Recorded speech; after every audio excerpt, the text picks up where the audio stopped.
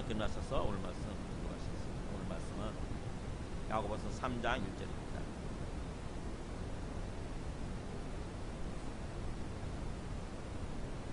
신약 페이지 373조. 야고보서 3장 1절에서 12절까지 저희들이 한 절씩 공부하셨습니다. 내 형제들아, 너희는 선생된 우리가 더 큰 심판을 받을 줄 알고 선생이 많이 되지 말라. 우리가 다 실수가 많으니 만일 말에 실수가 없는 자라면 곧 온전한 사람이라 능히 온몸도 굴레 씌우리라. 우리가 말들의 입에 재갈 물리는 것은 우리에게 순종하게 하려고 그 온몸을 제어하는 것이라. 또 배를 보라. 그렇게 크고 광풍에 밀려가는 것들을 지극히 작은 키로서 사공의 뜻대로 운행하나니 이와 같이 혀도 작은 지체로 돼 큰 것을 자랑하도다. 보라, 얼마나 작은 불이 얼마나 많은 나무를 태우는가. 혀는 곧 불이요 불의의 세계라. 혀는 우리 지체 중에서 온몸을 더럽히고 삶의 수레바퀴를 불사르나니 그 사르는 것이 지옥불에서 나느니라.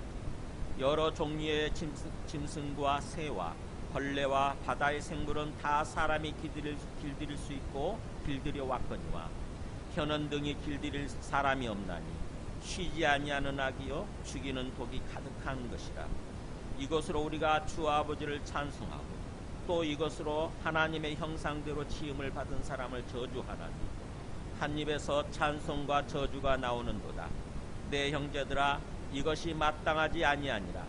샘이 한 구멍으로 어찌 단물과 쓴물을 내겠느냐. 내 형제들아, 어찌 무화과 나무가 감람열매를 포도나무가 무화과를 맺겠느냐. 이와 같이 짠물이 단물을 내지 못하느니라. 아멘. 앉으십시오. 야고보서 읽어보고 계세요? 네, 야고보서를 좀 깊이 읽으니까 정말 주님께서 우리에게 어떤 삶을 원하시는지, 어떤 삶을 위해서 우리를 지으시고 창조하셨는지 그걸 조금씩 이렇게 느껴집니다. 주님의 어떻게 보면 창조 목적, 주님께서 우리를 지으신 우리의 어떤 그 존재 이유, 존재 목적에 대해서 사실 얘기를 하는 것입니다. 그래서 우리가 하나님을 믿는다면은 하나님 믿고 구원 받은다면죠. 하나님 믿고 구원 받은 다음에 이 땅에서 어떤 삶을 살 것이냐. 우리 신앙이 세속화되면 안 된다고 하는 거죠. 세상적으로, 그러니까 예수님 믿고 구원 받았다고 하면서도 우리 신앙이 세상적으로 가면 안 된다는 거예요. 이게 세속화예요. 세상을 살아가고 세상이 주인 되어버리는 거예요. 우리가 자칫 그러기 쉽잖아요. 시간이 흘러가면서 처음에는 막 주님을 향해서 뜨거운 마음이 있었고 순수한 마음이 있었는데 시간이 흘러가면서 점차 퇴색하죠. 그죠? 점차 타락해져가요. 되게 세속화예요. 입으로는 주여 주여 외치면서도 실제로는 세상의 것들을 주인 삼고 사는 거죠. 세상의 돈이 주인되고 세상의 성공이 주인되고 세상의 내 어떤 권력, 내 명예, 내 체면이 주인되고 내 욕심이 주인. 그렇게 되도록 사탄은 유혹을 하는 거죠. 계속해서 우리의 욕심을 따라서 계속 우리를 유혹하는 거죠. 야, 이게 더 좋잖아. 하나님보다 이게 더 좋잖아. 그러면서 계속 우리 눈앞에 들이밀면서 유혹하는 거죠. 그래서 우리 마음을 하나님으로부터 계속 세상 쪽으로 끌고 가는 것입니다. 사실 마귀 쪽으로 끌고 가는 거죠. 그게 세속화입니다. 근데 야고보서 사도는 지금 그렇게 신앙이 세속화되면 안 된다. 주님 재림하실 때까지 우리 마음을 주님 앞에서 지키면서 주님께서 원하시는, 주님께서 바라시는 그런 모습으로 신앙생활을 해야 된다. 그런 삶을 살아야 된다. 계속 얘기를 하는 거죠. 하나님을 사랑하고 하나님을 찬송하고 또 다른 사람, 이웃을 사랑하고 그런 삶을 살아야 된다. 지금 얘기를 하는 것입니다. 그래서 어떻게 보면은 이 야고보서 핵심이 이웃 사랑이에요. 이웃 사랑. 근데 그 이웃 사랑에 있어서 어떻게 해야 되는지를 계속 얘기를 하는 거죠. 그 2장에서는 어떻게 얘기했습니까? 이웃사랑의 첫 단계가 시작이 뭐예요? 다른 사람을 뭐라고 그랬죠? 차별하지 않는 그 사람의 외적인 조건 때문에 그 사람이 뭔가 잘생겨서 연예인들 같은 경우는 잘생겼기 때문에 막 사람들이 따라가잖아요. 근데 그 사람이 어떤 그 잘생겨서 또는 그 사람이 배운 게 많아서 아니면 그 사람이 부자라서 그 사람이 뭔가 사회적인 신분이 높아서 그런 식으로 차별하지 말라는 거죠. 그 다음에 2장에서 두 번째 메시지는 뭐였습니까? 행위로 나타나야 된다. 구체적인 행위. 말만 믿는다고 하지 말고 말만 이웃사랑한다고 하지 말고 구체적인 행위로 나타나야 된다. 그래서 행위가 없는 믿음은 뭐예요? 거짓된 거다. 헛된 거다. 마땅 꽝이다. 그것이 2장이 됐습니다. 그 다음에 오늘 3장은 이제 말로 들어가는 거예요. 말. 우리의 어떤 그 신앙의 모습, 그건 다 말로 나타나잖아요. 그죠? 말로 시작이 되고 말로 나타나지 않습니까? 근데 그 말에 있어서 이웃 사랑하는 삶을 살아야 된다고 하는 거죠. 그런 맥락에서 지금 말부터 어떤 근본적으로 말을 따져 들어가요. 말이라고 하는 게 얼마나 엄청난 힘을 갖고 있는지. 1절에서 4절까지는 말의 긍정적인 힘이에요. 말을 제대로 썼을 때, 말을 제대로 했을 때, 하나님 뜻대로 말을 제대로 했을 때 얼마나 엄청난 힘이 있는가. 그 다음에 5절부터 8절까지는 다 4절 단위로 끊어져 있어요. 5절에서 8절까지는 말의 부정적인 힘이에요. 잘못된 말을 했을 때 그것이 어떻게 되는 건가. 부정적인 어떤 힘에 대해서 얘기를 하는 거고, 그 다음에 9절부터 12절까지는 그렇다고 한다면 우리가 하나님, 우리에게 말을 주신 하나님의 그 창조 목적은 뭔가 하는 거예요. 우리한테 입을 지으시고 말을 주셨잖아요. 그 하나님의 어떤 그 목적, 그래서 그 하나님의 목적에 걸맞게, 창조 목적에 걸맞게 우리 입을 사용하고 말을 하는 것은 어떤 모습이어야 되는가 를 얘기하는 게 마지막 메시지. 그래서 오늘은 어떤 주제가 말인데, 말이 얼마나 진짜 어떤 하나님께서 정말 하나님께서 이 세상을 지으셨다는데, 그리고 나서 우리한테 그렇게 말을 할 수 있는 그 말의 능력을 주셨는데, 그러면 그 말에 진짜 하나님의 창조 능력이 담겨 있는가 하는 거예요. 진짜 말이 그렇게 권세가 있나? 어떤 힘이 있나? 한번 궁금하지 않습니까? 우리 말의 어떤 힘에 대해서 한번 실험을 했는데 한번 보도록 하죠. 우리가 본 적이 있을 텐데, 그 양파 실험하고 밥 실험한 게 있어요. 그 순서대로 한번 보세요. 양파 실험을 보고 좀 충격이 됐던 게, 양쪽에 양파 쉬운 개씩 해가지고, 양파는 어떻게 보면 생각이 없는 줄, 생각할 줄 모르는 그냥 식물일 뿐이잖아요. 그죠? 근데 한쪽에는 막 좋은 말을 하고 좋은 음악을 들려주고, 한쪽에는 욕을 막 퍼부었다고요. 그랬더니 15일 후에 결과가 완전히 다른 거예요. 한쪽은 골고루 50개 다 싹이 나가지고 골고루 한 20cm까지 이렇게 싹이 다 달아봤는데, 욕을 퍼부은 양파 쪽은 군데군데 전혀 싹이 나지 않은 양파. 그랬다고 해요. 조건은 완전히 똑같아요. 이게 뭐지? 라는 생각이 들어요. 밥도 마찬가지죠. 한쪽에 좋은 말을 한 밥은 실제 성분을 조사했더니, 실험을 했더니, 이건 안 나왔지만 성분을 조사했더니 누룩 그 곰팡이가 있었대요. 우리 누룩 만들 때 있잖아요. 그러니까 우리 건강에 좋은 거죠. 그래서 구수한 냄새가 나고, 반면에 막 욕을 퍼부은 밥에서는 썩어버리는 거예요. 밥이 뭐 생각하는 게 존재가 아니잖아요. 그죠? 근데 어떻게 그렇게 되죠? 우리 야고보 사도도 그때 당시 그런 실험이 없었겠지만 하나님이 주시는 어떤 계시로 그 깨닫고 그 말씀을 하는 거죠. 내 형제들아, 1절에서 4절까지 보세요. 내 형제들아, 너희는 선생된 우리가 더 큰 심판을 받을 줄 알고 선생이 많이 되지 말라. 우선 선생들 다들 선생 되려고 그러는데 선생 되지 마라, 이렇게 얘기하네요. 그때 당시 선생이 납비 아닙니까? 납비, 유대교에서. 납비란 말이 나의 선생이라는 뜻이거든요. 그러니까 납비가 되면은 사회적으로 인정받고 존경받고 이러기 때문에 많은 사람들이 납비가 되려고 했다고 그래요. 그때 당시에. 지금도 이스라엘 사회에서는 납비가 되면 굉장히 최고의 존경을 받아요. 아마 그때 당시도 그랬다고 하는 거죠. 그래서 예수님도 납비라고 불리지 않습니까? 그죠? 예수님도 구약 성경 말씀을 잘 이렇게 가르쳐 주다 보니까 많은 사람들이 납비라고 하면서 따르잖아요. 근데 그때 당시에 그런 납비들이 계속 있었던 거죠. 그래서 근데 지금 야고보 사도가 이렇게 못을 박는 거예요.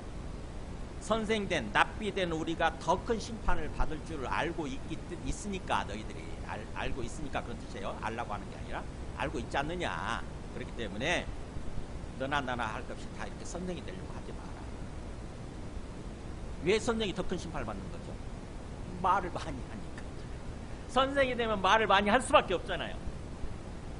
이래라 저래라 말을 많이 하게 되고 사실은 자기가 한 말에 의해서 그 사람부터 심판을 받는 거예요. 저도 목회자로서 그게 제일 두려워요. 사실은요. 제가 많은 것을 가르쳤을 거 아닙니까? 많은 말을 하고. 근데 저부터 제가 한 말에 의해서 심판을 받는 거죠. 네가 그렇게 말해놓고 네가 그렇게 가르쳐놓고 너는 어떻게 살았느냐 하는 거죠. 난 최후 심판이 중요하잖아요. 항상 우리 인생이라고 하는 게 최후 심판 때 주인 재림하실 때 최후 심판 때 천국으로 들어가느냐 아니면은 영원한 불못으로 들어가느냐 이게 중요하잖아요. 그래서 그렇게 최후 심판 때 우리가 더 큰 심판을 받을 줄 알고 있으니 너희들은 다들 선생이 되려고 하지 마라.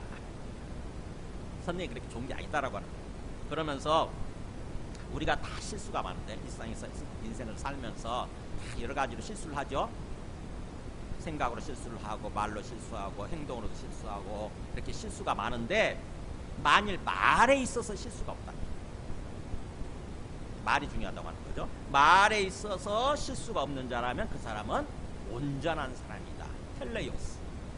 하나님처럼 완전한 사람이라는 것입니다. 흠이 없는 온전한 사람이다. 그러면서 그런 사람은 능히 온몸도 굴레 씌우리라 그랬습니다.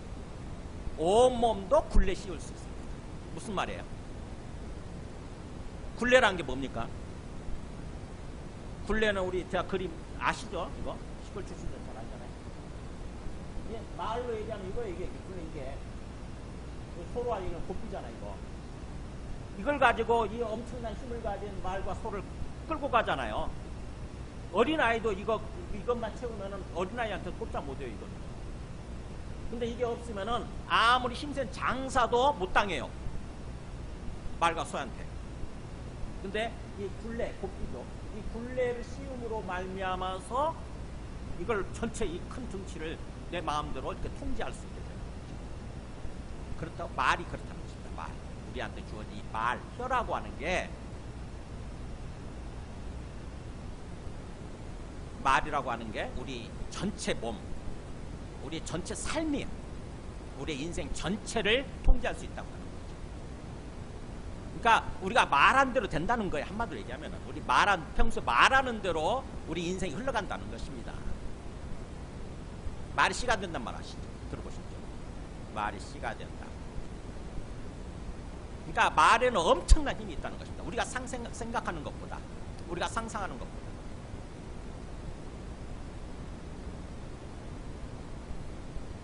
진짜 그럴까? 아까 봤잖아요. 실험한 거 봤잖아요. 우리가 생각할 수 없는 힘이 말에 있는 거 이게. 우리는 그걸 의식하지 않고 살잖아요. 평소에. 근데 사실은 창조 때부터 생각을 한다고 한다면 하나님께서 뭘로 세상을 지으시죠? 말로 지으세요. 말로. 손발로 이렇게 한 게 아니에요. 말로 지으셔요. 말로. 뭐 빛이 있으라 하시면 빛이 있었고 이렇게 되잖아요. 그러니까 하나님께서 신이시니까 절대 신이시고 우리는 그런 생각하잖아요. 하나님은 절대자니까 그냥 말씀만으로도 하실 수 있겠지 이런 생각을 하잖아요. 근데 하나님이 그 말씀으로 세상을 창조하셨는데 그 말의 기능을 우리 인간한테 주신 거죠. 피조물 중에 오직 인간한테만 말을 할 수 있는 능력을 주셨어요. 물론 다른 동물들도 신호는 주셨어요. 신호체계. 전달될 수 있는 신호체계는 주셨지만 우리 인간처럼 문장으로 말을 하고 그렇게 할 수 있는 건 없어요. 어떤 존재도 없어요. 근데 하나님만이 그렇게 문장으로 말을 주고받고 할 수 있는데 그 말의 기능을, 말의 능력을 우리 인간한테 주셨다고 하는 것입니다. 그렇다면은 그 하나님께서 갖고 계신 그 말의 창조 능력이 있는데 그 창조 능력이 우리한테 전달이 된 거죠. 그래서 우리가 말을 하게 되면은 그 말에는 창조 능력이 있어서 그 말대로 되어간다고 하는 것입니다. 우리는 별로 그거 의식하지 않고 살지요. 근데 지금 야고보 사도는 그 얘기를 하는 거예요. 그래서 우리가 만일 말을 하는 데 있어서 실수하지 않고, 즉 다시 잘못된 말을 하지 않고 하나님의 창조 목적에 합당하게 긍정적인 말, 하나님을 찬송하고 또 이웃을 사랑하는 그런 말, 원래 하나님 말을 주실 때 그것을 위해서 주셨으니까 하나님과 소통하고 하나님을 찬송하고 또 이웃과 소통하고 이웃을 또 이렇게 뭔가 격려하고 세우고 이웃을 축복하고 그렇게 이웃을 사랑하는 삶을 살라고 말을 통해서 그 말의 능력을 우리한테 주셨으니까 그 말을 그렇게 사용한다고 한다면, 그래서 말에 있어서 실수가 없다, 잘못하는 게 없다고 한다면은 우리는 온전한 사람이 되는 것이고, 그 다음에 우리 전체 온몸, 우리 전체 삶을 통제하는 그런 삶을 살 수 있다고 하는 것이죠. 그러면서 지금 3절 4절은 그런 식으로 일종의 비유를 합니다. 우리가 말들의 입에 재갈 물리는 것, 그것은 바로 그 큰 등치, 그 말을 우리한테 순종하게 하려고 그 온몸을 통제하기 위해서, 제어하기 위해서 하는 거 아니냐. 마찬가지로 또 배도 그렇다고 하는 거죠. 배. 우리 항공모함 같은 거 생각해 보세요. 몇만 톤짜리 막 엄청난 큰 배 있잖아요. 근데 그 항공모함도 뭘로 하나로 움직이는 줄 아세요? 키예요, 키. 키는 그렇게 크지 않습니다. 페달이라고 그러잖아요. 페달. 영어로. 뒤에서 이렇게 보면은 뒤에서 방향타가 있잖아요. 뒤에 방향타. 그 방향타에 의해서 조그맣잖아요. 방향타에 의해서 큰 배가 사공이 원하는 대로, 선장이 원하는 대로 움직이는 거죠. 그래서 또 배를 보라. 그렇게 크고 광풍에 밀려가는 것들을, 그러니까 엄청 그 등치도 클 뿐만 아니라 몇만 톤 되면, 항공모함 정도 되면 엄청나게 크죠. 그리고 또 그게 그 배가 광풍, 미친 바람이 불면은 막 흘러가잖아, 지 맘대로. 근데 그거를 통제할 수 있는 게 바로 뭐냐면은 키라는 거죠. 아무리 광풍에 밀려간다 할지라도 지극히, 아주 지극히 작은 키 하나로 사공의 뜻대로 운행한다고 하는 거죠. 근데 우리의 삶에 있어서 말이 그 기능을 갖고 있는 거죠. 혀로 하면 새치라고 그러잖아요. 새치도 안 되는 혀예요. 지극히 작잖아요. 근데 우리가 혀를 어떻게 놀리느냐에 따라서 우리 삶이 전체가 통제가 된다고 하는 거죠. 우리 몸뚱아리 전체가. 아무리 키 큰 사람, 아무리 등치가 큰 사람도 그 사람 혀만 꽉 쥐면은 꼼짝 못하는 거죠. 그 사람이 혀로 어떤 말을 하느냐에 따라서 자기 삶이 그렇게 흘러간다고 하는 것입니다.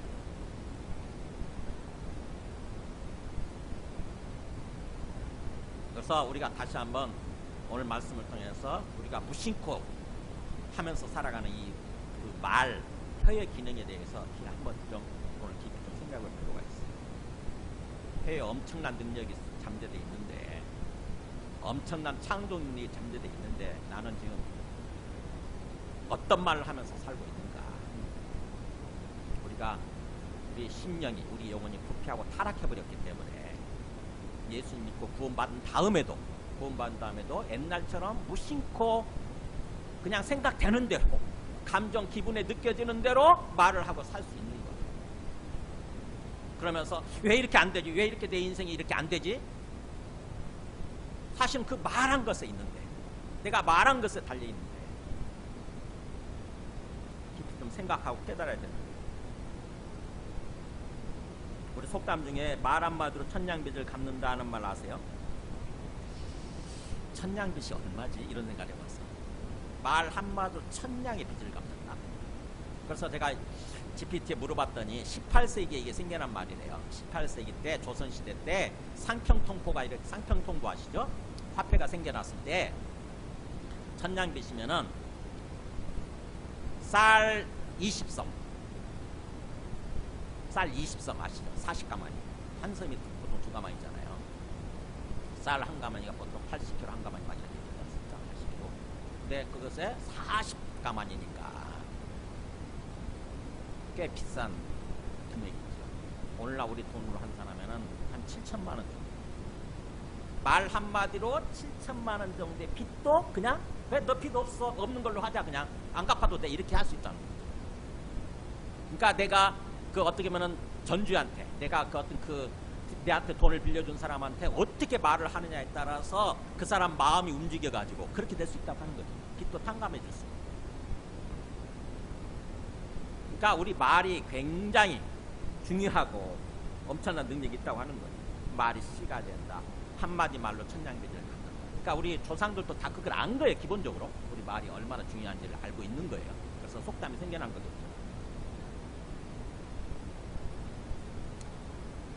어떤 사람이 이런 말을 했더라고요. 말이 있기에 사람은 짐승보다 낫다. 그러니까 말을 할 수 있는 능력이 있기 때문에 사람이라고 하는 존재는 짐승보다 낫다. 그런데 만일 제대로 말하지 않는다고 한다면 짐승이 당신보다 낫다. 이렇게 얘기합니다. 우리가 이 짐승보다 다른 피조물들보다 나을 수 있는 것은 말 때문이라는 거죠. 근데 우리가 그 말을 잘못한다고 한다면 차라리 짐승이 더 낫다고 하는 거예요. 누가 이런 말을 했느냐? 페르시아 사람이 했더라고요. 페르시아 사디라고 하는 그런 사람이 얘기했다는데 어쨌든 통찰력 있는 그런 표현을 한 거죠. 성경에 말에 관한 그 말씀이 많이 있는 거 아세요? 엄청나게 많이. 특히 잠언에 가면 잠언에서 제가 이번에 오늘 하나하나 조사해봤어요. 다 뽑아봤더니 엄청나게 쫙 나오더라고요. 잠언에 엄청 많아요. 잠언 18장 21절에 대표적으로 제가 하나 뽑아봤는데 죽고 사는 것이 혀의 힘에 달렸나니 혀를 쓰기 좋아하는 자는 혀의 열매를 먹으리라. 여기 나와 죽고 사는 게 혀에 달려있다. 말에 달려있다는 거예요. 죽고 사는 게. 그러니까 뭐예요? 우리 말에 의해서 사람이 죽기도 하고 사람을 죽일 수도 있고 살릴 수도 있다는 거죠. 말로 무기 안 들어도 말로 사람을 죽일 수도 있고 살릴 수도 있고. 공감이 되세요? 진짜 공감이 돼요. 수많은 사람들이 말에 의해서 죽기도 하고 특히 댓글 같은 게 있잖아요. 연예인들이 그 댓글 보고 죽잖아요. 자살해버리잖아. 어떤 사람에 대해서 막 비방을 하잖아요. 그러면 그걸 견디지 못해가지고 결국에는 그 댓글 때문에 말이잖아요. 그 말 때문에 죽어요. 수많은 사람들이 그랬잖아요. 지금까지. 얼마나 많은 연예인들이 그 댓글 때문에 얼마든지 사람을 뭔가 이렇게 마음을 생명력을 꺾어버리고 의지를 꺾어버리고 죽일 수 있는 거죠. 말에 의해서. 그러니까 손 하나 까딱 안 하고 우리는요 어떤 사람에 대해서 그냥 말만으로 죽일 수 있는 거예요. 근데 또 말로 살릴 수도 있는 거예요. 그 사람에 대해서 자꾸 뭔가 좋은 점을 들춰내가지고 말을 하고 격려를 하고 칭찬을 하고 이렇게 되면은 그 사람이 굉장히 능력이 부족하고 뭔가 이렇게 직접적으로 떨어진다 할지라도 그 사람이 살아나는 거예요. 그래서 엄청난 일이 됐어요. 그러니까 우리가 자식 키우면서 특히 어린 자식들은 그 얼마나 말에 영향력을 많이 받잖아요. 어린 아이들일수록 말에 영향력이 크거든요. 부모들이 어떤 말을 하면서 아이들을 키우느냐에 따라서 완전히 아이들의 장래가 미래가 달라집니다. 근데 옛날에 우리 고향에서 시골에서 이렇게 보면은 참 마음속에 생각이 없는 거죠. 자식을 키우면서 자식들한테 얼마나 정말 뭔가 말 입에 올리기도 힘든 그런 욕들을 하면서 키우더라고요. 나가 죽어라 이 육시롤로. 그 무슨 말인지 모르겠어요. 물론 그 자식 때문에 실망을 하고 자식 미워서 감정이 복받쳐가지고 그렇게 되게 얘기를 하지만 욕을 하게 되지만 그러나 그것에 의해서 그 아이들의 장래 미래가 달라질 수도 있다고 하는 것을 생각을 안 하는 거예요. 그냥 감정에만 사로잡혀서 말을 하는 거예요.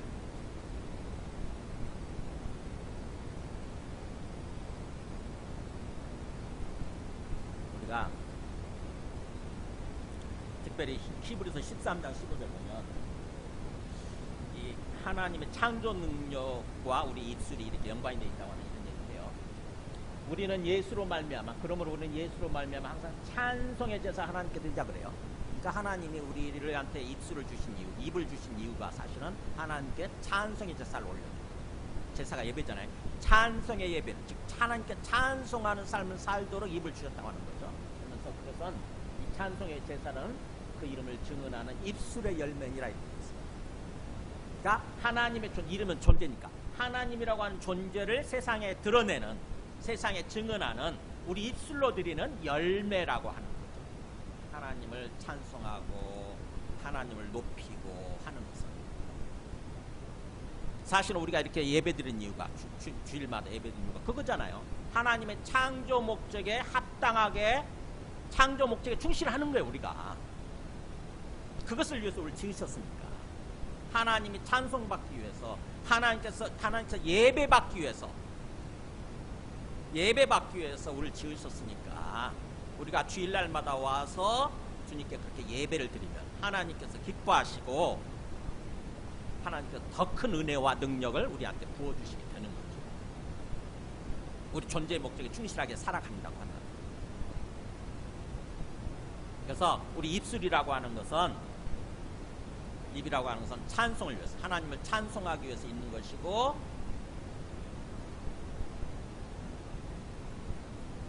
이렇게 하나님을 찬송하면서 살아간다고 하는 것은 창조 목적에 합당한 그런 삶을 사는 것이라고 하는 것입니다. 그래서 그런 맥락에서 잠언서도 한번 말 부분이 나오면 한번 천천히 읽어보세요. 창조 목적과 관련해서 그것다 연관시켜서 그 말씀들 하나하나 계속 묵상해보세요. 그러면 정말 큰 은혜가 됩니다. 그냥 무심코 우리가 말을 뱉으면서 이렇게 살아가게 되는데 우리가 창조 목적을 어기면서 그때 하는 거예요. 그렇게 하면서 내 삶이 잘 되기를, 내 인생이 잘 되기를 바란다는 게 어불성설인 거죠. 서로 맞지 않는 거예요. 하나님을 믿지 않는 사람들이야 그럴 수밖에 없다 치더라도 하나님을 믿는 우리들은 창조 목적으로 돌아와서 창조 목적에 합당한 모습으로 말을 하면서 그렇게 살아야 되는 거죠. 그러면 우리가 바라는 대로 우리 삶이 참으로 기쁘고 형통하고 은혜가 넘치는 그런 삶, 그런 인생으로 이렇게 전개가 될 수 있는 거죠. 그 다음에 두 번째는 5절에서 8절까지 이제 혀의 그 부정적인 힘이에요. 말을 잘못했을 때 그것도 알아야 되지 않습니까? 특별히 이 부분을 잘 알고 항상 마음속에 인지하고 있어야 되는 거죠. 우리는 항상 보통 보면은 혀를 부정적으로 사용하면서 잘못 사용하면서 살고 있으니까 이걸 잘 좀 묵상하고 알아야 되는 거죠. 보세요. 5절에 이와 같이 혀도 작은 지체로되 큰 것을 자랑하도다 그러면서 보라 얼마나 작은 불이 얼마나 많은 나무를 태우는가. 그러니까 혀를 불에다 비유를 합니다. 우리 저 불 시작 큰 불도 뭘로 시작합니까? 성냥개비 하나 조그만 불로 시작을 하잖아요. 성냥개비 조그만 불로. 근데 그걸로 시작된 게 왜 불이 점점 확산이 되죠? 그래가지고는 엄청나게 많은 나무를 태우고 아예 산 전체를 불태워버리고 이렇게 하지 않습니까? 집에 불 나면 집 전체를 태워버리게 되잖아요. 조그만 불로 시작을 해요. 그래서 얼마나 작은 불이 얼마나 많은 나무를 태우는가 굉장히 강조하죠. 얼마나 작은데 얼마나 작은 불이 얼마나 많은 나무를 태워버리는가. 혀가 그렇다는 거죠. 혀가 그렇게 작은 불처럼 혀는 곧 불이요, 불의의 세계다. 혀는 곧 불의 역할을 한다. 불. 그러면서 잘못된 혀는 불의의 세계라는 거죠. 불의가 뭐예요? 불의의 세계? 불의의 반대만 의잖아요. 하나님께서 창조하신 대로 합당한 모습으로 되어 있는 게 의고 의로운 모습인 거고, 그 다음에 그것에 반대되는 모습이 불의의 모습입니다. 그래서 성경에서 말씀하는 의와 불이 굉장히 많이 나오잖아요. 굉장히 중요한 개념이니까 잘 알고 인식하고 성경을 읽으셔야 돼요. 불의는 잘못된 모습, 하나님의 창조 상태에서 잘못된 모습이 불의, 옳지 않다는 거잖아요. 불의한 상태고, 하나님의 창조 목적의 창조 상태에 그대로 있는 모습, 올바른 모습이 의로운 거예요. 우리 예수님 믿으면 의롭다라고 해주신다는 게 그거예요. 하나님의 창조 목적 상태로 창조 목적대로 됐다라는 게 의롭다라고 불러주시는 거예요. 죄가 없는 상태, 불의가 없는 상태. 그래서 혀라고 하는 것은 일종의 불 역할을 하는데 불의의 세계다. 불의로 가득한 세상이라고 하는 거예요. 불의에 가득 찬 세상. 그래서 혀는 곧 우리 지체 중에서 온몸을 더럽혀요. 그러니까 잘못된 혀, 잘못된 말을 하게 되면은 우리 온몸을 더럽히겠다. 혀로 끝나지 않아요. 몸 전체가, 우리의 삶 전체가 더럽혀진다는 것이죠. 부정해진다. 한자말로 더럽혀진다. 즉 다시 말하면 하나님 창조 목적 상태에서, 창조 상태에서 벗어나는 거예요. 온갖 죄로 더럽혀지는 거예요. 잘못된 모습으로. 그러면서 삶의 수레바퀴를 불사르나니 그 사르는 것이 지옥불에서 나는 거예요. 아예 우리 인생 전체 수레바퀴, 우리 인생의 수레로 비유해가지고 우리 인생 수레가 굴러가듯이 그렇게 굴러가야 되는 건데, 그래서 우리 삶이 형통하고 참으로 행복해지고 이래야 되는 건데, 잘못된 말을 하게 되면, 혀를 잘못 놀리게 되면 아예 수레바퀴 자체를 불살라 버린다는 거죠. 그럼 수레가 굴러갈 수가 없는 거죠. 우리 인생이 굴러갈 수가 없는 거예요. 정상적으로 굴러갈 수가 없는 거예요. 그대로 멈춰버리게 되고 거기서 좌초되는 거죠. 망하는 거예요. 한마디로 해서 망하는 거. 우리 인생 전체가 망하는 거예요. 뭐가? 혀를 잘못 놀리는 거예요. 그러면서 그 사르는 것이 지옥불에서 나오는 거예요. 지옥에서 나오는 불이라는 거죠. 잘못된 혀는 지옥에서 나오는 거예요. 시작 근원이 지옥이에요. 지옥. 마귀가 있는 지옥. 즉 다시 말하면 뭐예요?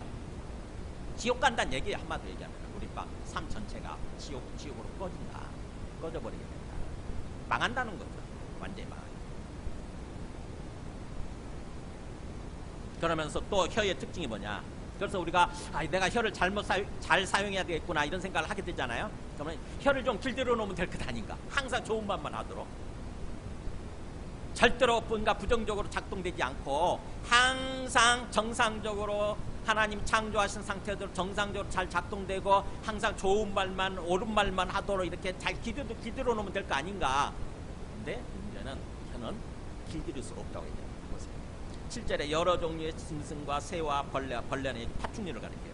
새와 파충류, 뱀이나 파충류들 꽤 많죠. 뱀이나 개구리나 도마뱀이나 이런 것들. 여러 종류의 새와 파충류와 바다의 생물들은 고래처럼 바다의 생물들은 다 사람이 길들일 수 있고 길들여 왔거니와. 그러니까 역사상으로 보면은 그죠? 우리 집에 있는 개, 고양이 다 길들여 온 거잖아요. 이렇게 길들인 거 아닙니까? 원래 야생에서 사는 건데 주인의 말대로 다 순종하잖아요. 이게 길들인 거죠. 그런 식으로 다 길들여 왔고 길들일 수 있고 길들여 왔는데, 문제는 혀라고 하는 것은 내 몸의 일부이면서도 내 몸의 지체임에도 불구하고 혀는 능히 길들일 사람이 없는, 혀는 길들여지지 않는 거예요. 오늘 내가 좋은 말 했다고 해서, 지금 좋은 말 했다고 해서 나중에 1시간 후에도 내가 좋은 말을 한다? 그게 보장이 안 돼요. 우리의 상태에 따라서 완전히 달라져. 우리의 상황, 우리의 기분 상태, 우리의 감정 상태에 따라서 혀가 지 맘대로 놀아.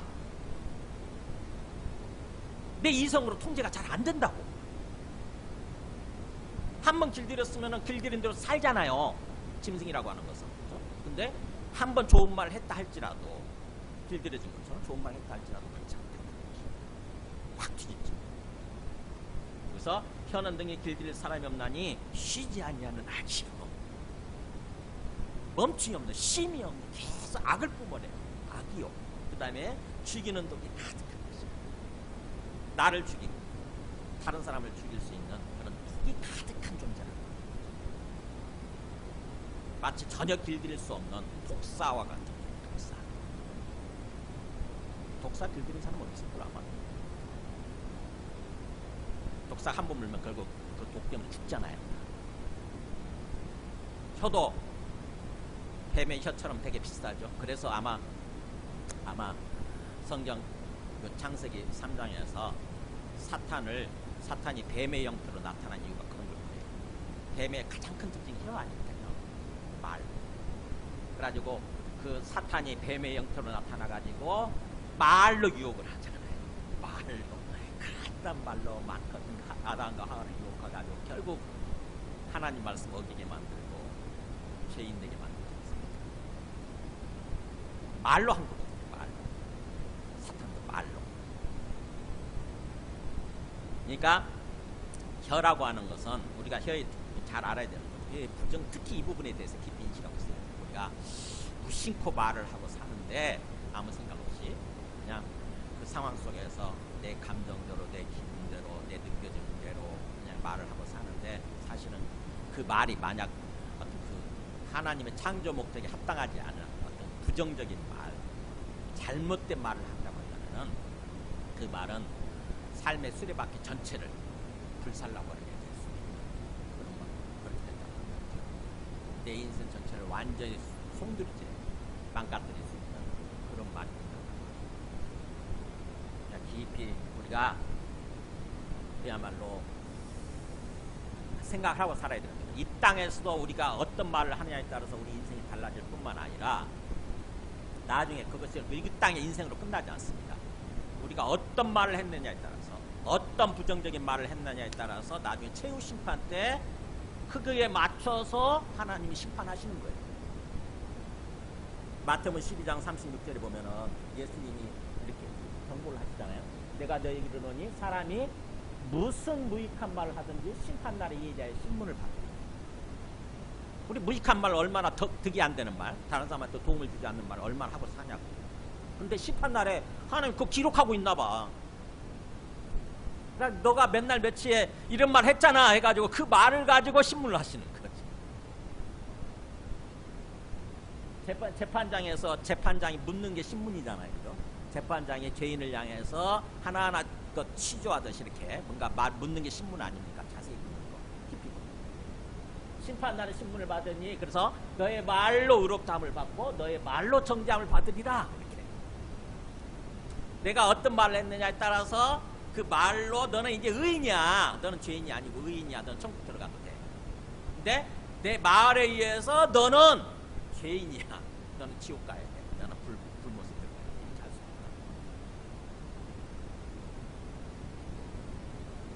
예수님만 믿으면 다 되는 줄 알았더니 내 예수님 믿으면 되죠.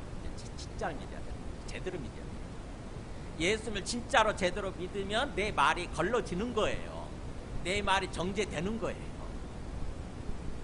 왜?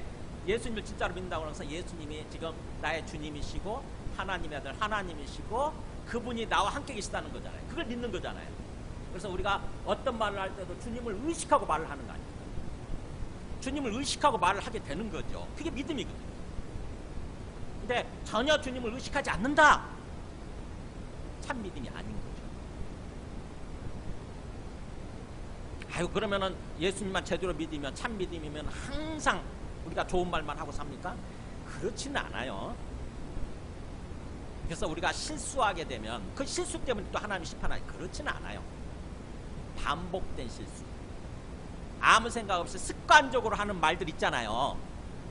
그거를 계속 반복했을 때 그걸로 심판을 하시는 거지 어쩌다 한번 우리가 잘못 말한 거, 어쩌다 한번 실수한 거 그걸 가지고 심판하시지는 않아요. 우리가 정말 주님을 믿고 주님을 의식하게 되면 조금씩 우리 습관이 고쳐져요. 걸러지는 거죠. 잘못된 말을 하는 거죠. 점점 걸러지면서 주님 때문에 그렇게 주님을 의식하는 그 믿음 때문에 걸러지면서 뭔가 옳은 말을 하게 되고 좋은 말을 하게 되고 이렇게 되는 거죠. 그래서 결국에는 우리 삶이 변화되어지고 우리의 인격이 변화되어져서 성화되어져 가는 거죠. 하나님의 형상을 회복해 가는 거예요. 그것 때문에 우리가 천국에 들어가게 돼요.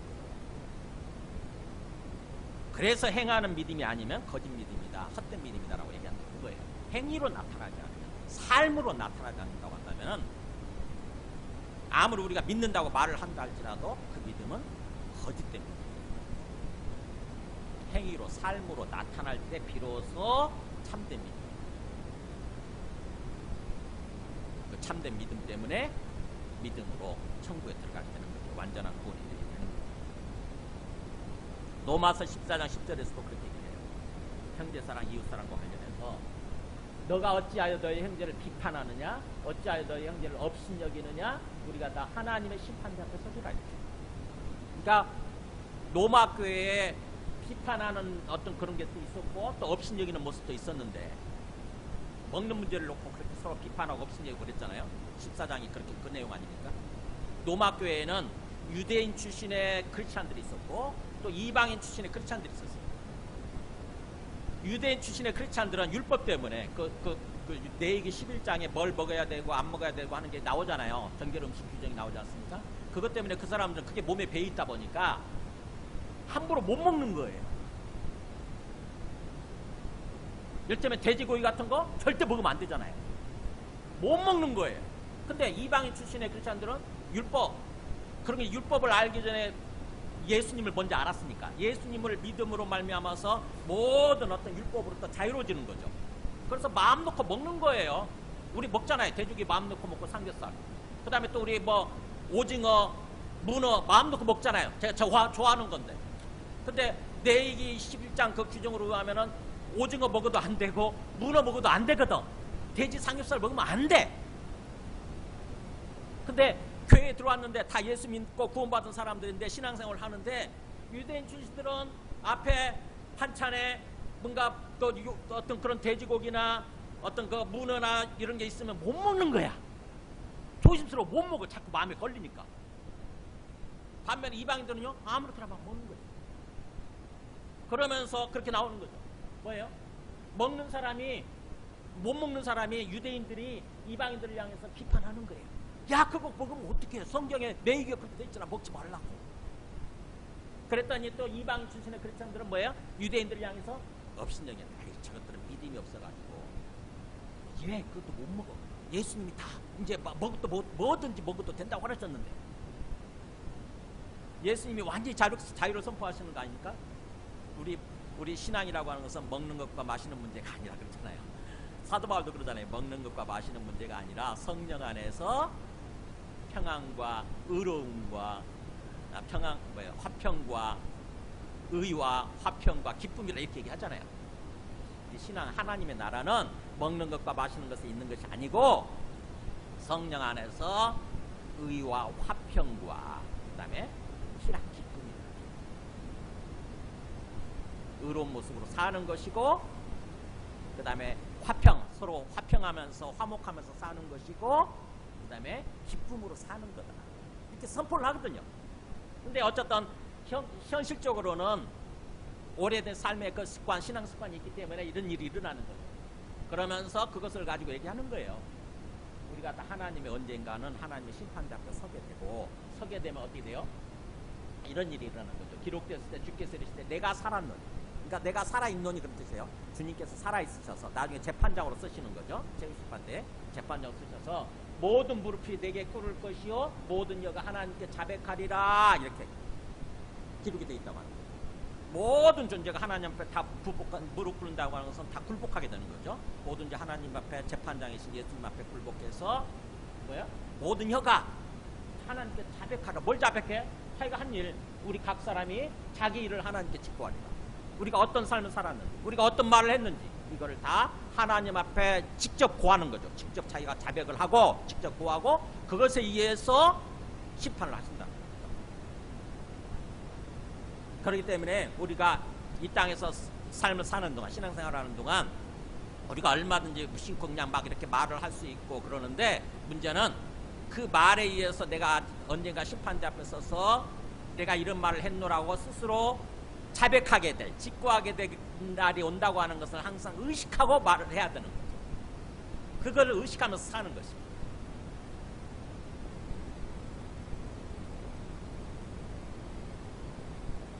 탈무드에 이런 말이 있대요. 험담은 세 사람을 죽인다. 그러니까 뭐야? 부정적인 말을 하는 거죠. 어디 가서 아무 생각 없이 그러면은 다른 사람에 대해서 막 비판하고 저주하고 증거하고 그게 험담 아닙니까? 욕하고. 그러면 그러면 세 사람을 죽인다. 누구누구? 첫째, 그 말하는 본인. 말하는 본인. 그 다음에 두 번째, 듣는 사람. 앞에 듣는 사람. 그 다음에 세 번째는 주변에서 듣고 있는 사람. 주변 사람들까지. 탈무드가 하나님의 말씀을 묵상을 하고 하나님의 이게 하나님의 뜻이겠다라고 기록한 게 탈무드거든요. 일종의 거기에는 우리 구약의 성경 해석도 다 들어가 있고, 그 다음에 조상들의 전통 알죠? 우리 조상들의 전통, 소위 구전율법, 이것도 다 기록이 되어 있는 게 그게 탈무드예요. 오늘날 이스라엘 사람들은 뭐에 입각해서 신앙생활을 하냐면 탈무드에 입각해서 신앙생활을 합니다. 지금 이스라엘 땅. 그게 구약이랑 다 포함되어 있으니까. 근데 그 탈무드에 그게 그렇게 기록되어 있다는 것입니다. 무심코 다른 사람을 험담하게 되면 세 존재가 죽는다. 그래서 본인부터 죽고, 앞에 듣고 있는 사람이 죽고, 그 다음에 주변에 듣고 있는 사람이 다 죽는다. 그러니까 우리가 말을 하면서 그걸 생각하면서 의식하면서 살라고 합니다. 그래서 얼마나 참 우리가 이 말이 중요한지, 특별히 뭔가 부정적인 말, 우리는 참 기분 나빠지면 부정적인 말을 하잖아요. 특히 다혈질일수록, 성질 좀 급한 사람들일수록 하잖아요. 거친 말 하죠.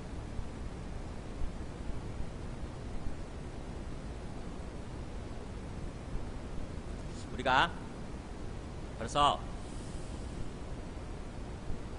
뭔가 좀 말을 할 때 나는 어떤 존재인가 그런 생각을 해야 되죠. 내가 어떤 때 기분 나쁜 말을 하지. 저도 그렇더라고요. 저도 보면은 평소에 좋은 말을 하고 이렇게 말을 좀 통제하면서 사는데 확 기분이 나빠지는 때가 있어요. 그러면 저도 거친 말을 하죠. 엊그저께 그 구원파 전도사예요. 구원파 박욱수 계열에 걔한테 문자를 보냈어요. 그래서 수원에 있는 깊은 소식 교회에 거기다 성막을 만들었는데 오라는 거예요. 근데 밑에 보니까 수원 깊은 소식교라고 돼 있어. 박욱수 쪽인가? 해가지고 제가 전화를 했더니 여자가 받아요. 나중에 알고 있다. 전도사더라고. 여기 혹시 박옥수 쪽입니까? 그러면서 이제 그렇게 되니까 제가 얘기를 했어요. 혹시 거기서는 주기도문 하십니까? 안 하십니까? 주기도문 안 한대. 주기도문 왜 안 하냐고 그랬더니 주기도문 전체 읽으면서 생각해보네. 그래서 내가 알고 있잖아요. 우리 죄를 사해 주옵시고라는 그 말 때문에 주기도문 안 합니까? 그랬더니 그렇대. 우리 죄가 다 예수님 때문에 다 용서됐는데 왜 또 우리 죄를 사해달라고 기도하냐는 거예요. 그래서 내가 그랬어요. 거기 지금 그 성경 갖고 있으면 산상순 그게 그 기도문 주기도문이 시작되는 게 산상순 아닙니까? 마태복음 5장부터 7장까지. 그래서 마태복음 5장 1절이 어떻게 시작하는지 한번 읽어보세요. 그랬어요. 그랬더니 마태복음 5장 1절에 예수께서 제자들이 나온지라 제자들에게 이르시되 이렇게 됩니다. 제자들에게 이르시되. 지금 누구한테 말하는 거냐고. 주기도문 누구한테 하라고 좀 예수님 말씀하시는 거냐고. 제자들입니까? 아니면 안 믿는 사람들입니까? 제가 얘기했어요.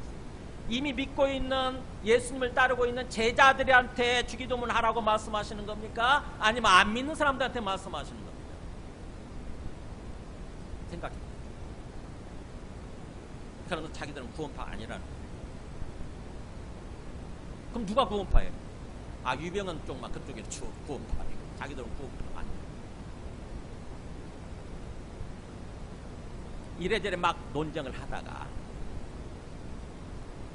그 박욱수가 들어간 사람이 나쁜 사람인 이유가 성경을 한쪽만 알고 성경을 반쪽만 알고 그 다른 영혼들을 잘못된 쪽으로 신앙생활하고 잘못된 쪽으로 인도하고 있기 때문에 그 사람은 아주 나쁜 사람이라고 지옥 갈 사람이고, 제가 막 서로 논쟁하고 격해지다가 제가 그 인간은 개새끼 같은 존재라고 욕을 한 거야. 왜냐하면 자기들은 죄의식이 전혀 없대. 죄를 다 용서받았기 때문에 하루하루 살아가면서 전혀 우리 죄를 용서해달라고 할 필요가 없다는 거야. 죄가 완전히 없으니까. 그래서 제가 그랬어요. 아니, 예수 믿은 나라도 우리가 신앙생활 하면서 하루에도 몇 번씩 안 좋은 생각을 할 수 있고 안 좋은 말을 할 수 있고 그게 죄인데 어떻게 전혀 죄가 없이 살 수 있냐고. 그렇게 죄를 지었을 때 우리가 근본적으로 죄를 용서받은 사람들이지만 그 죄를 지었을 때 하나님과의 소통의 관계가 끊어지기 때문에 하나님과 다시 소통이 회복되기 위해서 하루에 그 죄를 자백하는 거라고. 요한복음 13장으로 얘기하면 일종의 목욕한 사람이라 할지라도 발을 씻어주는 거라고. 그게 발을 씻는 거라고. 예수님 말씀하시지 않냐고. 근데 왜 박옥수라고 하는 사람은 그걸 무시하고 그런 식으로 완전히 죄가 없다는 식으로 죄의식이 있으면 구원받지 못한다. 아니, 죄의식이 없으면 천국까지 못한다. 그렇게 얘기해요. 죄의식이 있으면 내가 뭔가 죄를 지었다. 그럼 죄의식이 있으면 천국 못 간대. 그래서 내가 그랬어요. 천국이 뭔데요? 천국이 뭔데요? 죽어서 가는 거? 예수님이 말씀하신 천국이 죽어서 가는 것입니까? 여러분 그렇게 생각하세요? 그렇지 않잖아요. 하나님 통치라고 그랬잖아요. 하나님이 주인으로 회복되는 거예요. 하나님이 나를 지으신 나의 창조주로 회복이 되어서 하나님이 통치하시는 삶을 사는 게 천국에 들어가는 것이고 구원받는 거잖아요. 우리가 구원받았다고 하는 것은 하나님이 이제 주가 되셔서 하나님이 통치하시는 삶을 사는 거거든.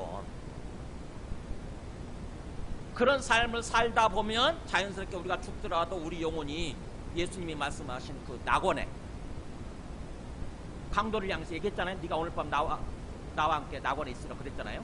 그러니까 우리 영혼이 몸이 가는 게 아니잖아요. 우리 영혼이 낙원에 갈 거고 그 다음에 그걸로 끝나지 않고 나중에 예수님 재림하실 때 몸이 부활해가지고 부활의 몸으로 천국에 들어가고 천국에서 영혼이 살잖아요.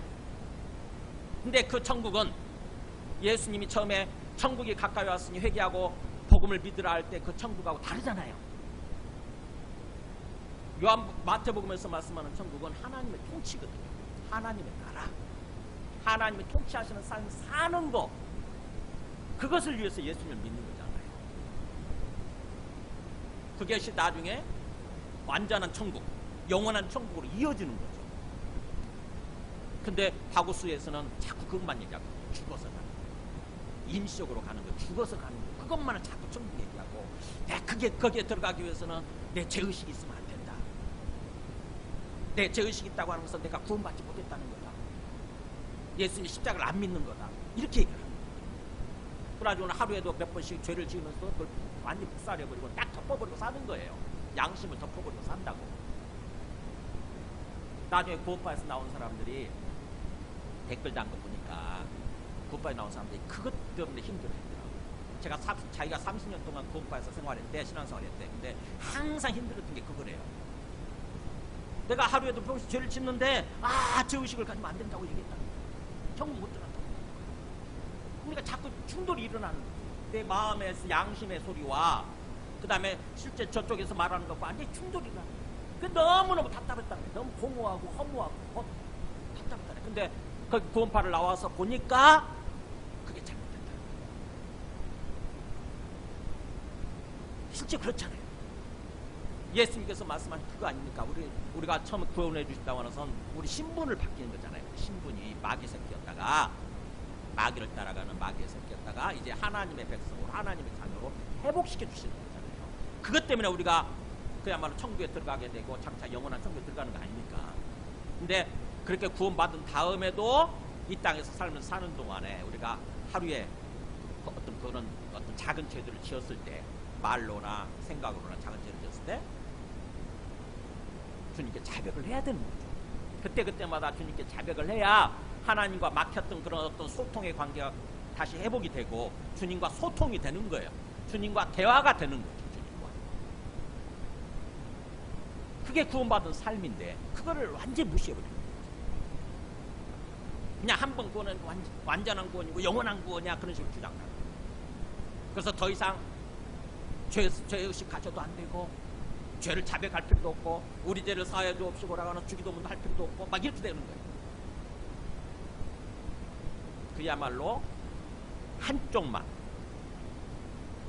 지극히 일부분만 성경을 알고 성경을 주장하는 거죠. 그게 구원파 집단입니다. 그래서 그럴듯하지만 그들의 말을 들으면 그럴듯하지만 성경 전체를 보게 되면 틀린 거죠. 그들한테는 그래서 성화 과정이 없어요. 그냥 죽어서 천국 가는 거야. 죽어서 천국 가는 거야. 예수. 뭐 이 땅에서 삶을 사는 동안 성령을 따라서 뭔가 성화의 과정을 밟아가는 거 이렇게 전혀 없다고. 우리가 변화되어야 되는데 우리의 인격이 실질적으로 변화되어야 되잖아요. 신분상으로만 변화되지 실적으로 변화되는 건 아니잖아. 이제 그냥 신분상으로만 너는 이제부터 죄인이 아니라 의인이라고 선포해 주신 거거든요. 근데 실질적으로 변화되어가는 건 성화의 과정이 있어야 되는데 그게 없는 거예요. 그래서 그렇게 논쟁을 하다가 제가 그렇게 욕설까지 했는데 제가 그랬어요. 내가 이렇게 욕한 것 자체가 이게 죄다. 그렇기 때문에 내가 이 통화가 끝나면 다시 내가 주님 앞에서 내 죄를 자백하고 그럴 거다. 사람은 그렇게 사는 거다. 그러면서 점점 변화되어가는 삶을 사는 거다. 근데 당신은 그게 없다고? 당신 성도들한테 물어봤냐고 그거. 하루에도 몇 번씩 죄를 짓는지 그래서 죄의식이 있는지 없는지 물어봤냐고. 그랬더니 물어봐야 되니까. 당신은 물어보냐? 화가 막 나. 어떤 그런 화가 나다 보니까 제가 거친 말을 하게 되는데 그럴 수 있는 거죠 사람이.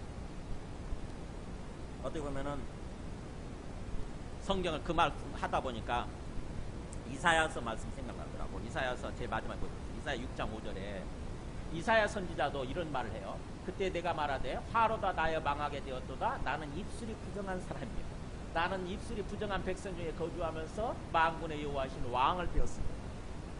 그러니까 그때 당시에 하나님을 믿는다 그러면서도 정말 잘못된 삶을 살고 있는 잘못된 신앙생활을 하고 있는 사람들이 엄청 많았잖아요.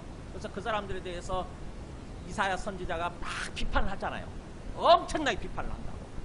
근데 그 비판한 입술을 가지고 하나님 덜컥 만나버리고 하나님 성경에서 하나님을 본 거야. 하나님을 보는 순간 자기가 깨달은 거지. 내가 얼마나 입술이 더럽든지 입술이 부정한 사람이지. 그래서 나는 이제 어떻게 보면은 내가 그렇게 잘못된 신앙생활에 대해서 비판을 했지만 나도 입술이 부정한 사람으로서 나도 망할 수밖에 없는 거예요. 그래서 화로다 나여 망하게 되었도다 이렇게 얘기하는 거예요. 그러면서 내가 입술이 부정한 이 백성 중에 거주하면서 그 사람들에 대해서 비판하다 보니까 어떻게 보면 비판하다 보니까 나도 입술이 부정한 사람이 되어버렸는데 그랬더니 주님이 뭐예요? 천사를 통해서 제단에서 핀 불을 숯불을 가지고 그 이사야 선지자 입술을 이렇게 입으시라. 그래서 이 입술에 있는 죄, 더러움들을 다 깨끗하게 해주시라. 그러고 나서 선지자로 파송합니다. 이 말씀 다 생각합니다. 저도 평소에 잘 살다가 이상하게 성경 문제, 진리 문제를 가지고 충돌을 하게 되면 저도 입이 거칠어지더라고요. 제가 가끔 비판했잖아요. 그래서 저 정보원이랑 비판했잖아요. 입술이 부정해지는 거거든요. 죄를 짓는 거거든요. 다시 한번 제가 그래서 정말 자책감이 들면서 앞으로 일단 비판하지 않아야 되겠다 이런 생각을 했어요. 내려놔야 되겠다. 내려놔야 되겠다. 제가 비판한다고 해서 그 사람들이 그거 알아듣고 똑바로 선 것도 아니고. 세 번째 마지막 메시지입니다. 9절부터 보면은 이제 그렇다고 한다면은 그 혀에 그렇게 긍정적인 엄청난 힘도 갖고 있고 또 부정적인 엄청난 힘도 갖고 있는데 그렇다고 한다면 우리가 혀를 어떻게 사용해야 되냐, 말을 어떻게 말을 하고 어떻게 해야 되느냐. 구절에 나오죠. 이것을 우리가 주 아버지를 찬송하고, 이것이 입이죠. 입으로 우리가 주 아버지를 찬송하고 또 이것으로 입으로 같은 입으로 하나님의 형상대로 지음받은 사람을 저주한다. 그러니까 하나님 창조 목적대로 입으로 하나님을 막 찬송하고 그러면서 사람과의 관계에서 뭔가 그 사람이 눈에 대해서 기분이 나쁘고 그러면은 뭐예요? 그 사람에 대해서 저주를 하게 된다. 욕하고 비난하고 비판하고 저주한다. 저주를 선포하게 된다고 하면서 맞지 않다. 이거는 한 입에서 찬송과 저주가 나오는 건데 이거는 내 형제다. 이것이 마땅하지 아니하니라 이렇게 합니다. 마땅하지 아니하다. 헬라 원어를 찾아봤더니 우크레 이렇게 돼가지고 창조 목적에 절대 맞지 않다 이거예요. 그렇게 해서는 안 된다는 거예요. 마치 그렇게 한다고 하는 것은 이제 비유를 합니다. 11절 12절. 샘이 한 구멍으로 마치 단물과 쓴물을 함께 내는 것과 똑같고, 그 다음에 12절에 내 형제들아 어찌 무화과나무가 감람열매를 포도나무가 무화과를 맺겠느냐, 이렇게. 그러니까 무화과나무가 마치 감람열매를 맺는 것과 똑같고 포도나무가 무화과 열매를 맺는 것과 똑같다는 것입니다. 무슨 말이죠 이게? 이들은 창조 그렇게 하지 않는다는 거예요. 샘이나 이 과일나무들은 하나님의 창조의 목적에 맞게 한 가지만 행한다는 것입니다. 한 가지만. 왜요? 샘은 단물이든지 쓴물이든지 단물 하나만 계속 내는 거고, 그 다음에 또 무화과나무는 무화과나무 열매만 맺는 거지. 그게 하나님 창조 목적이니까. 무화과나무를 만드신 목적이 무화과 열매를 맺도록. 그 다음에 또 포도나무, 포도만 맺히는 거지. 포도나무에 다른 열매가 맺히진 않는다는 거죠.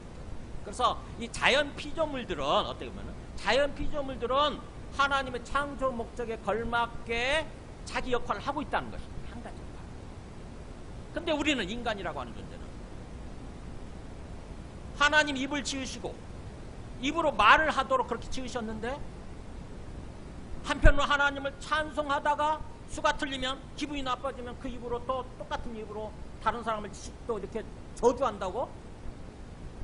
더군다나 그 사람은 하나님의 형상으로 지음받은 사람인데, 즉 다시 말하면 그 사람 속에 하나님이 계시는 건데, 어떻게 보면 하나님의 모습이 있는 건데, 그 사람을 저주한다고 하는 것은 마치 하나님을 저주하는 것하고 똑같다는 거죠. 하나님을 찬송하기도 하고 하나님을 저주하기도 한다? 이건 하나님께서 우리 입을 지으신 것에 합당하지 못하고 전혀 어울리지 못합니다. 그래서 하나님의 창조 목적에 합당하게 입을 사용하면서 살아야 된다고 하는 거죠. 하나님과 소통하면서 하나님을 찬송하고, 그 다음에 이웃과 소통하면서 이웃을 증오하고 저주하는 것이 아니라 이웃을 격려하고 축복하고 뭔가 그 사람을 세워주고, 그런 삶을 살라고 그 목적으로 하나님께서 우리한테 입을 지으시고 창조적 능력이 있는 말의 능력, 말의 힘을. 그래서 야고보서 주제인 이웃사랑과 관련해서 보게 되면은 이 입으로 이웃을 저주하는 것이 아니라 이웃을 격려하고 칭찬하고 이웃을 축복하고 이웃을 세워주는 그런 진정한 이웃사랑의 삶을 살라고 하는 것입니다. 말이 중요하다고. 말씀을 정리합니다. 자, 오늘 말씀 보면은 참 입에 대해서, 혀에 대해서, 말에 대해서 총체적으로 이렇게 깊이 얘기하죠. 지극히 작은 것을 얘기하죠. 혀라고 하는 게 지극히 작은, 진짜 정말 세치도 안 되는 7.5cm, 7cm면 2.5cm가 한치죠. 7.5cm도 안 되는 지극히 작은 이 지체지만 엄청난 능력을 합니다. 혀를 어떻게 사느냐에 따라서 우리 인생 전체가 달라질 수 있다고 합니다. 그리고 또 그 듣는 사람, 다 상대방의 인생도 달라질 수 있다고 합니다. 그것을 항상 생각하고 살아라 라고 하는 것이 오늘 말씀이었습니다. 그래서 어떻게 보면은 골로새 4장 6절에 보면은 말에 대해서 되잖아요. 항상 말을 할 때 어떻게 하라고? 너희 말을 항상 은혜 가운데서 소금으로 맛을 낸 것 같이. 소금을 빼고도요. 요즘 뭐 소금 갖고도 맛을 내지만 우리 간장 갖고도 맛을 내잖아요. 간장 속에 소금 좀. 어쨌든 요리할 때 맛을 내는데 어떻게 맛을 내죠? 최종적으로 간을 맞춘다고 그러잖아. 다 끝나고 요리 다 끝나고 마지막 단계에서 맛을 이렇게 간을 맞추잖아요. 그러는 것처럼 말을 하라는 거예요. 할 때 다른 사람이 막 말하기 전에 막 끊고 막 듣고 막 그렇게 말할 게 아니라 뭐예요? 다른 사람이 얘기하면 충분히 듣고 그 다음에 마지막 맛을 맞추듯이 맛을 내듯이 그렇게 말을 하라는 거죠. 그러면 한 사람이 마땅히 대답할 것을 알게 돼요. 내가 어떤 대답을 해줘야 되는지 어떤 말을 해줘야 되는지를 알게 된다. 근데 우리는 성격이 급해가지고 막 그렇게 안 하잖아요. 그죠? 사람이 막 말을 하면은 막 끊고 막 상대방이 듣든지 안 듣든지 막 내 말을 하잖아요. 그러면 서로 자기 말만 하고 안 들어. 무슨 말, 그 의미가 있냐고. 상대방이 안 들으면 의미가 없잖아요. 근데 우리는 막 그렇게 하는 거예요. 이제 지금 그렇게 하지 말고 마음을 항상 은혜 가운데 지키고 은혜 가운데서 충분히 듣고 말을 지혜입니다. 이게. 그 다음에 오늘 우리 또 야고보서 1장 아까 지나왔잖아요. 야고보서 1장 19절에서 뭐라고 그랬어요? 야고보서 1장 19절에서 내 사랑하는 형제들아 너희가 알지 못하나 너희가 알지니 분명히 알라고 그랬죠. 사람마다 듣기는 속히 하고 말하기는 더디하며 성내기도 더디하라. 이렇게 그랬죠. 듣기는 속히 하고 말하기도 더디하고 성내기도 더디하라. 그러니까 뭐예요? 우리 귀가 두 개잖아요. 귀가 두 개예요. 근데 입은 하나잖아. 뭐 이게 무슨 별 의미가 있겠나 이런 생각을 하는데 그 말을 한 사람이 있더라고. 이것도 탈무드에서 얘기를 해요. 탈무드에서 우리가 이렇게 귀가 둘이고 입이 하나인 이유는 2배로 듣고 말할 때는 그 절반만 말하라고 하는 그런 의미다. 이렇게 탈무드에서 해서. 가만히 보니까 귀만 둘인 게 아니라 눈도 둘이네, 콧구멍도 둘이네. 그래서 가만히 보니까 왜 이렇게 차이가 나지? 입도 2개 만들 수 있었을 것 같은데? 근데 입은 하나로 만드셨어요. 다른 것들은 다 2개로 만드셨어요. 왜? 보고 듣고 냄새 맡고 하는 거는 정보를 받아들이는 거예요. 상대방으로부터 밖으로부터 받아들이는 거예요. 그러니까 밖으로부터 받아들이는 것은 충분히 받아들이되 그거를 입으로 뱉는 것은 절반만 알아. 신중하게 하라. 라고 하는 그런 의미인 거죠. 그래서 그런 맥락에서 그렇게 듣기는 속히 하고 그 말은 뭐예요? 충분히 듣고 잘 듣고 많이 듣고 그 다음에 말하는 거 천천히 신중하게 또 거기에 따라서 뭐예요? 말하면서 성내잖아요. 우리가 기분 나쁘면. 근데 성내는 것도 천천히. 그래서 말하는 게 급하고 성내는 게 급하면 뭐라고 됩니까? 하나님의 의를 이루지 못하게 돼요. 의 또 나오잖아요. 하나님의 창조의 그 목적 그걸 이루지 못한다. 그래서 이런 맥락에서 말에 대해서 계속 야고보서는 반복해서 여기서 얘기합니다. 그게 26절에도 있죠. 1장 26절도 누구든지 스스로 경건하다 생각하면서 자기 혀를 재갈 물리지 아니하며고 자기 마음을 속이면 이 사람의 경건은 헛거다 이렇게 나오잖아요. 그러니까 내가 예수님 믿는다 하나님 믿는다고 하는 게 경건이잖아요. 그렇게 신앙생활 한다고 하면서 내 혀를 재갈 물리지 않아? 내 마음대로 그냥 막 나오는 대로 다 말해버려? 헛거라는 거죠.